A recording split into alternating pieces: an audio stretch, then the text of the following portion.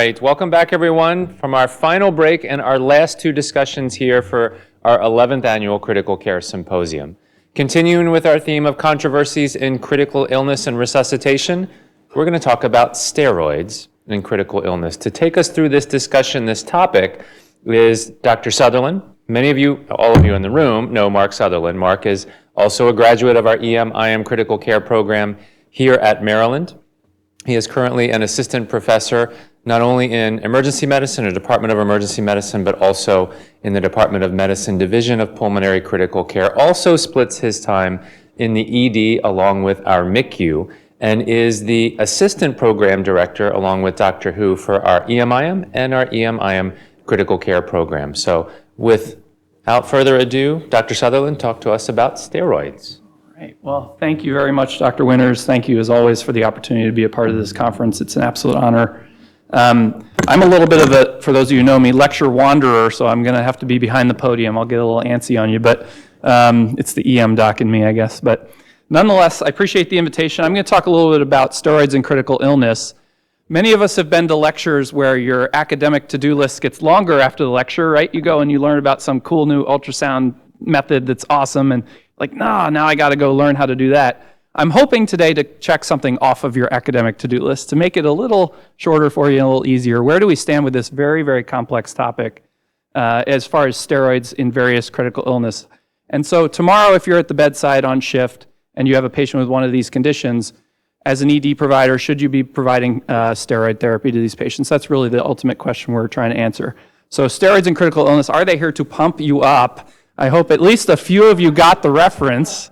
I know this is kind of dated now. It actually goes all the way back to 1987, but SNL. Introducing ourselves, I'm Hans. And I'm Franz. And we want to pump you up. So let's talk a little bit about steroids. So, and also for some of you who see me lecture before, you may know I am kind of a fan of messing with AI and have been experimenting a little bit. And actually my Critical Care Symposium talk last year was the first one I used some AI-generated art in my slides. So I also find it fun because not only does it create beautiful images, but there are some things the large language models kind of struggle at and aren't very good with. And one is actually text on image slides. So I tried desperately to get it to give me what does the evidence say, but I got what the evidence say. So clearly Copilot learned its grammar from the internet. Excellent.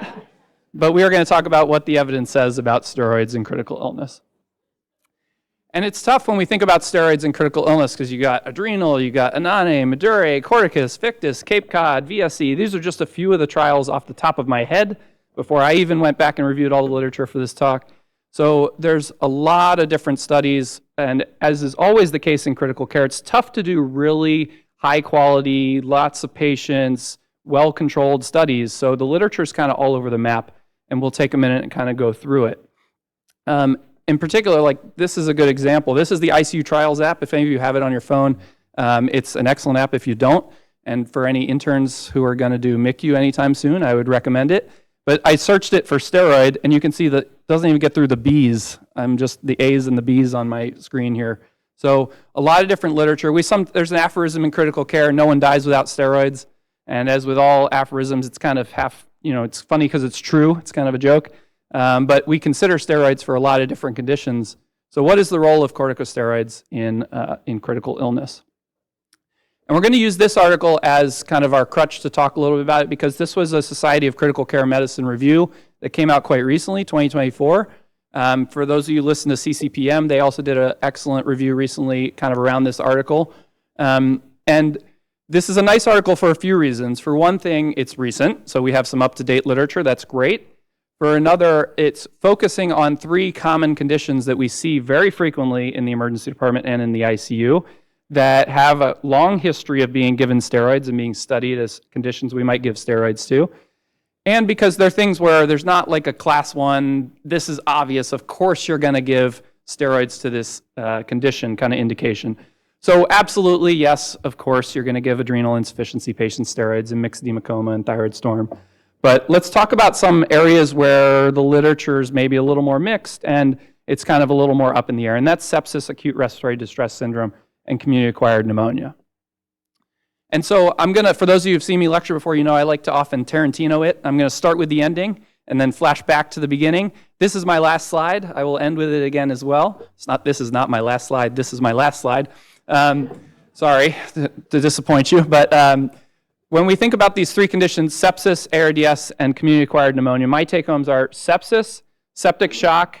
Yeah, we probably should be giving steroids, and we'll go through some of the literature there.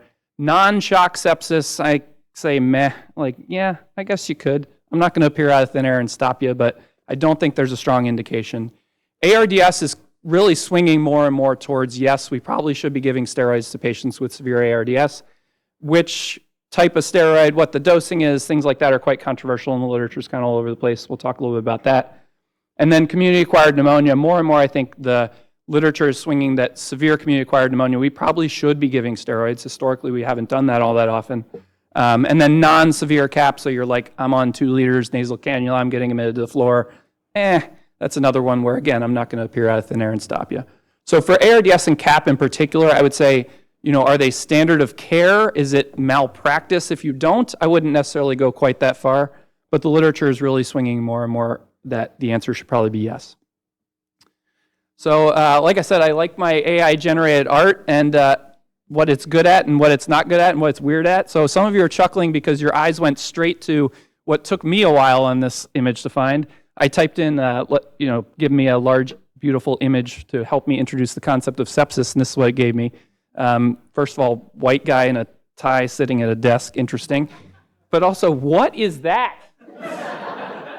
What is that? It's like a giant bacterium staring at us. I would be very disturbed if a human being drew this for me. So very concerned about this, but thank you, Copilot. I don't know what is going on with that thing. But let's talk a little bit about sepsis. So many of you, of course, remember the SEP3 definitions that came out relatively recently. I guess it was a little while ago now, but talking about sepsis as this, the first 3 words, the most important part, dysregulated host response, right? When you die from sepsis, usually the bacteria or whatever has invaded the body, the infection is actually not the primary problem, kind of in that final common pathway to death. Usually the issue is the body's over-response or mistargeted response to the infection. And yes, it's a gross oversimplification. I don't know if Steve Tom is in the room or people who are way smarter than I am and understand this at a cellular level and so on, but it kind of boils down to inflammation. So it makes sense that you would think about giving a powerful anti-inflammatory like a steroid to patients who are dying from over-inflammation. Obviously, things we worry about as far as off-target or complications are things like secondary infections, hyperglycemia, and hypernatremia. And so I'll talk in a little more detail about that, but obviously those are things you want to think about. But a few of the landmark trials, this has really evolved quite a bit over the last few decades. It starts a lot with the Bone trial in 1987. That was a Dr. Bone. That's not an acronym. That was before acronym trial names were super common. But Dr. Bone did a study looking at methylprednisolone for patients with septic shock. No benefit. In fact, they really were finding a trend towards harm back then. So they're like, we're not going to mess around with these steroid things for a little while. And quite a bit later, in 2002, another researcher, Dr. Anane, and you'll see that Dr. Anane keeps coming up when we talk about steroids and sepsis. So kind of like when we get to ARDS, Dr. Maduri keeps coming up. This is one of those situations, kind of like vitamin C and palmeric, right? It's like the same researcher keeps finding positive results and everyone else keeps trying to replicate it and can't do it. That's a little concerning. But Dr. Anane did this very important study in 2002, which found that hydrocortisone in their trial improved mortality of patients with septic shock. And it really set the whole critical world kind of abuzz. Should we be giving steroids to these patients with septic shock? Now, of note, in their trial, this was just among Cosentropin stim test responders. So they went ahead and stim tested everybody at the beginning, which obviously we're not really going to do in the emergency department very often. So the field followed it up with a large trial. Now we are in the acronym era. So Corticus, great name for a trial. And in 2008, the Corticus trial came out, again looking at hydrocortisone. And they found quicker shock resolution, which is great, but no real outcome in no change in any patient-oriented outcome. So no real meaningful mortality or other benefit of that nature. So kind of contradicting the Anane trial. And then Coits comes out in 2010, and that's really, should we add fludrocortisone and insulin to our hydrocortisone, and found no benefit. In fact, they actually found more secondary infections, which is a bit of an issue. And then Hypress comes out in 2016, hydrocortisone. This was for pre-shock. So these are patients who are not in shock yet. Just your like run-of-the-mill sepsis, I'm admitting you to the floor, you're doing okay. Should we throw hydrocortisone at those patients? No benefit. And then you get adrenal in 2018. You get 2 big trials in 2018. Adrenal trial using hydrocortisone. Again, quicker shock resolution, but no meaningful benefit. And then Approaches comes out the same year and actually contradicts adrenal and shows a benefit. Now this one's hydrocortisone, fludrocortisone, and it had, very importantly, it had sicker patients than adrenal, which is probably part of the difference there, but does show an actual improvement in mortality. So again, you can see this kind of all over the map. Some are showing benefit, some are showing no benefit. So it's really challenging to kind of know what we should do at the bedside if we have one of these patients tomorrow. So the beauty is this 2024 update, in addition to doing a systematic review, did a meta-analysis, and they took all of the data they could. And of course, we all know meta-analyses are certainly not perfect, and I'm not an expert, admittedly, in analyzing meta-analyses, but they were able to take all the existing data and say, well, what does it show us on aggregate? So first of all, what does it show us about mortality? That's what we care about the most, right? That's certainly the most patient-oriented outcome. What does this tell us about steroids for septic shock in terms of their impact on mortality? And you get a relative risk of 0.94.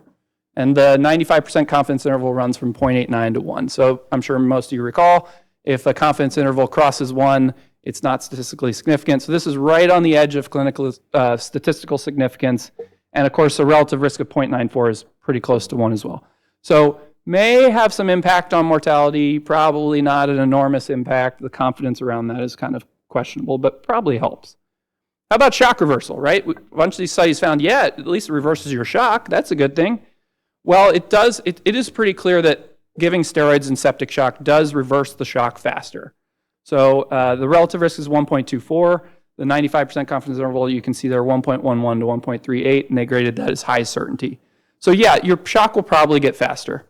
And then the next proxy to that is, well, if the shock gets faster, quicker, shock gets better quicker, are we reducing the end organ dysfunction? Are we reducing the damage to those organs in the body? And of course, SOFA score is a common way of measuring that. So they looked at SOFA scores and found that, yeah, it reduces your SOFA score at 7 days by about 1.4 points.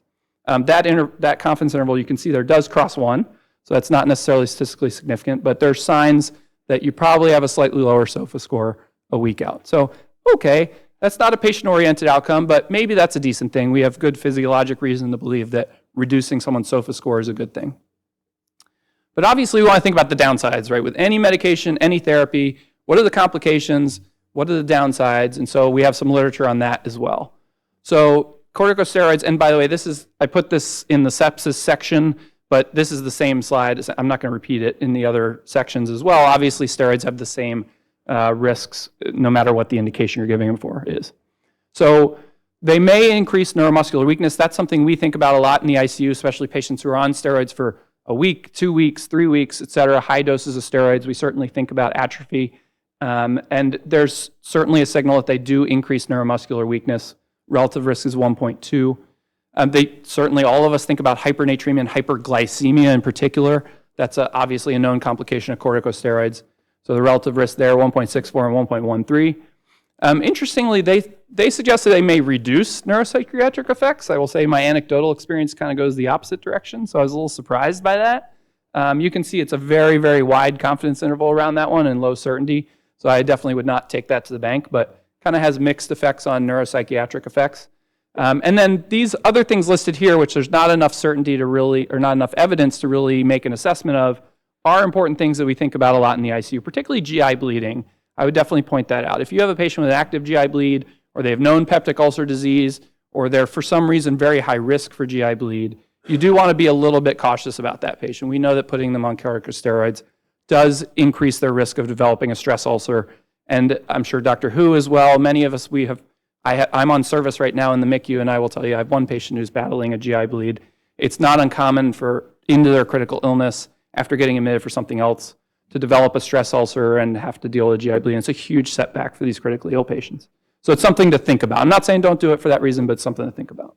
As far as like stroke, myocardial infarction, I will say, at least in my anecdotal experience, I doubt it raises the risk of it too much, but there's not a lot of literature on it. And then the other question that comes up is, well, okay, if I'm going to do a corticosteroid, should I add a mineralocorticoid? The classic example would be fludrocortisone. And the short version of this is really, it goes back and forth. It depends who you ask. It depends which trial you look at. All in all, when you do meta-analyses of this literature as a whole, it really does not support the benefit of adding fludrocortisone. But that said, every 3 months, 6 months, you'll see a trial come out that shows that fludrocortisone makes everything better. So it just goes back and forth. And I think for us in the emergency department right now, my take home would be I wouldn't worry too much about fludrocortisone. All right, so where does that leave us? So these are their conclusions from the article, which I would generally agree with. They say, we suggest administering corticosteroids to adult patients with septic shock. It's a conditional recommendation with low certainty. And then they say we recommend against administration of high-dose, short-duration corticosteroids for adult patients with septic shock. And that, we didn't get too much into the weeds, but obviously you get into questions of how long should the course be and what should the dose look like. And the good news for us in the emergency department is, of course, a lot of time the ICU can take care of that and can tweak that if they feel they need to. All right, so how about ARDS? So here's another beautiful image. I have no earthly clue why there's like a dragonfly with a chemical structure coming out of it in the top left. The other thing I like to point out is for any of you who use any of these LLMs for images for slides, it makes gorgeous images, but it loves to put stethoscopes in medical images, but the stethoscopes don't make any geometric sense. What is going on there? There's two diaphragms. This one's going like around the guy's waist, and I don't know where it's going. So, I don't know, it's kind of funny. All right, so what about steroids for ARDS? Obviously, ARDS is a complex pathophysiology. We're certainly not going to review it in detail in this talk, but it is certainly another hyperinflammatory state. So it makes physiologic sense that maybe steroids would be useful in ARDS. So a few of the landmark trials, Meduri, again, I mentioned Anane does a lot of the septic shock stuff. Meduri is a name that comes up a lot when we talk about steroids for ARDS. This is a trial that goes back to 1998. It was very small, it was 24 patients. Methylpred, 2 mg per kg with a taper. Of note, they started at ARDS day 7, which is pretty late into the course, and mortality 0% versus 63%. Wow. Either they're the best thing since sliced bread or there's something funky going on there. Then it was followed up by Steinberg in 2006, looking at late steroids again in ARDS, starting at day 7 or even as late as day 28. Similar kind of regimen with methylprednisolone. No benefit. In fact, it caused harm if you gave it super late, so day 14 or greater, it was found to cause harm. And then Meduri follows up again, 2007, this time within 72 hours of ARDS onset, lower dose, 1 mg per kg with a taper again. And it did improve vent-free days and ICU survival, but did not impact hospital mortality. And then these are the two big ones when we get into this. We talk about DEXA-ARDS in 2020. And that improved vent-free survival using dexamethasone is 20 milligrams per day for 5 days and 10 milligrams per day for 5 days. You do get to stop it if they get extubated. I will say, like I said, I'm on service right now. I have 10 patients on my service, and I have 2 patients on DEXA-ARDS. So not uncommon at all for us to do this upstairs. I will say this trial was stopped early, so keep in mind that trials that are stopped early tend to overestimate harm or benefit. So have to keep that in mind. And then this was not ARDS per se, but of course, many of you are familiar with the recovery trial in 2021, which looked at COVID, and did find that steroids improved mortality in COVID, assuming you needed oxygen. It didn't help the patients who were not on oxygen, and that was Dex 6 milligrams per day. So you see doses often Dex 20, doing kind of the Dex-ARDS protocol, and then obviously in the ED, especially for those of you who are newer in training and weren't with us for a lot of COVID, we did a lot of dexamethasone, 6 milligrams, kind of recovery style. So what does this say in aggregate? You take all the data together, how about mortality? Does this help for mortality in ARDS? Well, the relative risk is 0.82, and it runs from 0.72 to 0.95 for the confidence interval. So a little better than septic shock, certainly heading the right direction, and signs that it may be useful. The other thing you want to think about is like days on the vent, right? Is this going to help us with that? Well, yes. They suggest that the use of corticosteroids may lead to fewer days of mechanical ventilation, as well as a shorter hospital length of stay. Both of those recommendations are of low certainty, but signs that it probably does. And then we think a little bit about the duration of therapy as well. And of course, this is not something we have to worry about quite as much in the emergency department. More gets handled in the ICU, but there is some signal that patients who are on longer courses of steroids, meaning greater than 7 days, do better than patients on shorter courses. So often for ARDS, we will be doing reasonably long courses of steroids upstairs. All right, so this is where they land on this, and I would agree with this one as well. We suggest administering corticosteroids to adult critically ill patients with ARDS, which is a conditional recommendation with moderate certainty. And interestingly enough, this was a revision, the 2024 article, of a 2017 guideline article. In this revision, they actually removed the P to F requirement, which was previously given if they're under 200, and opted to just take that out and say if they're critically ill with ARDS, give them steroids. And I would largely agree with that. All right, pneumonia. This is our last of our 3 conditions. I imagine this is like a boardroom of someone pitching a company that sells artificial lungs or something. I don't know what's going on there, but looks cool. How about community-acquired pneumonia? Does it help for that? Obviously, pneumonia is an infectious condition with an inflammatory response. I think we're sensing a theme here. Makes sense that maybe steroids would be helpful. So it starts really with a trial in 2005 by Confalionieri, sorry, that's a tough one, looking at severe community-acquired pneumonia. And they were giving hydrocortisone, 200 milligram bolus followed by an infusion. And it did find, in fact, that it improved mortality and length of stay. And then Sabri followed this up in 2011. Severe community-acquired pneumonia again. Hydrocortisone, again, you can see infusion. So that's a notable finding. A lot of these studies are using infusions of hydrocortisone, which I will say we don't typically do at University of Maryland, both upstairs and downstairs. So unclear if that is important to keep, to change the impact of this. But they did find reduced vent days, and the P to F ratio got better. That study was way too small to look at mortality, really. And so, hello again, Dr. Maduri. Welcome back, 2022. Severe cap. Again, Dr. Maduri seems to use a lot of methylpred. So, switching over to methylprednisolone, no benefit. This study was 42 VAs from 2012 to 2016, and they under-recruited and couldn't complete the study. So, that's also a little bit of a red flag. I don't know how over 4 years at 42 hospitals you can't find enough pneumonia patients. That's a little odd. But at any rate, and then this is the elephant in the room. Many of you have probably heard Cape Cod 2023. You haven't, New England Journal of Medicine, severe community-acquired pneumonia. They define that as being on a ventilator, high flow nasal cannula with a PF less than 300, or having a pneumonia severity index score in the class 5 range.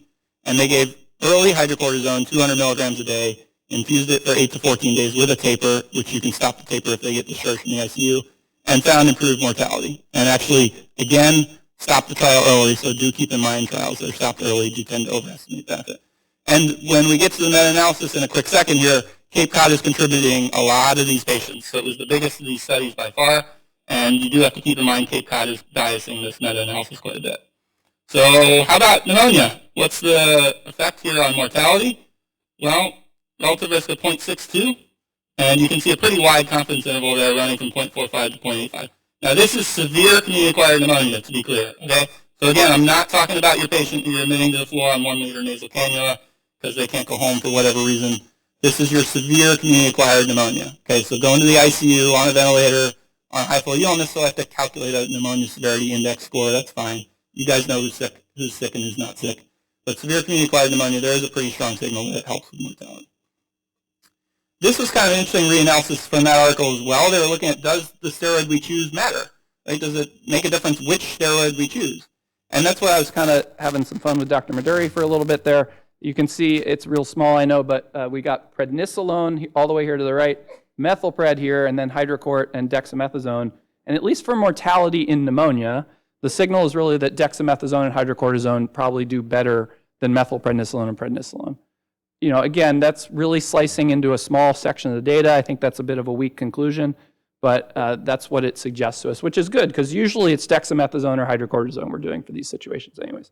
I will say, we occasionally pulse people with methylpred and things like that for interstitial lung disease flares and stuff like that, but most of the time in these situations, we're doing dex or hydrocort, and especially in the emergency department, that's what we tend to historically do, so that's a good thing. All right, so how about getting off the ventilator? Does this help at all with that, or avoiding the ventilator?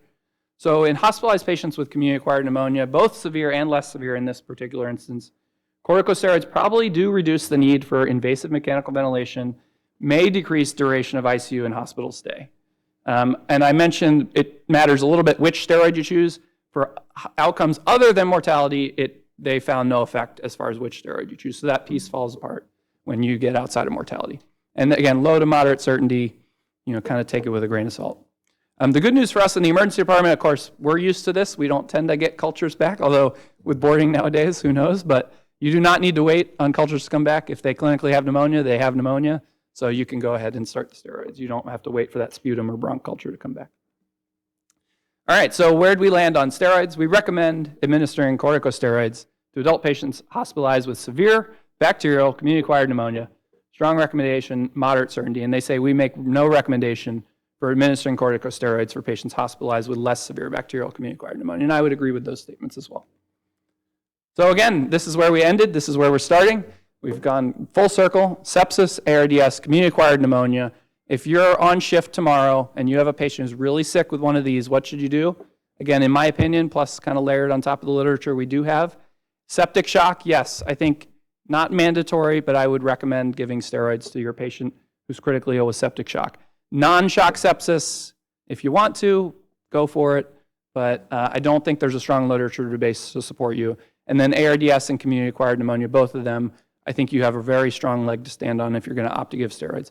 Obviously, as we're all very used to, you're going to personalize that decision to the patient. If they're wildly hyperglycemic and you're like can't control their sugar despite an insulin drip and stuff like that, maybe not the best candidate in the world, but all else being equal for the standard patient, this is where I would land tomorrow if I were on shift as far as steroids for critical illness. And thank you very much for your time and attention. Appreciate it.